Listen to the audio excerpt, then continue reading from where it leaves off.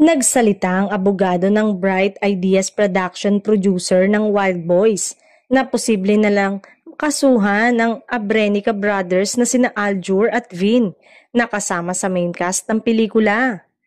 Breach of contract with damages and planong ikaso sa magkapatid pag hindi nagpaliwanag.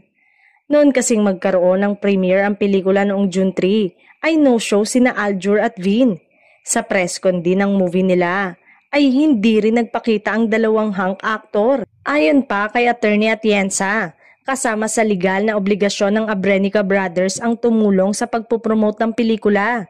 Lalo pat pivotal ang roles ng dalawa sa pinakabagong obra ni Carlos Morales. Gayunpaman, magpapadala raw muna ng demand letter kina Aljur at Vin to give them the opportunity to explain their side and possibly make rectification. Kung sakali raw namang pumalya sa terms ng contract ang magkapatid, that is the time na tutuluyan nila ng demanda ang Abrenica Brothers. Hirit pa niya, bibigyan daw niya ng 5 araw para makapag-comply sina Aljur at Vin since may panahon pa naman na makipag-cooperate sila. Marami pa raw namang pwedeng mangyari bago ipalabas ang pelikula sa August 13. Ayon naman sa kampo ni Carlos at ng Bright Ideas Production, ipinauubayan na nila ang aksyon sa kanilang lawyer. Open daw naman sa communication ang kanilang kampo.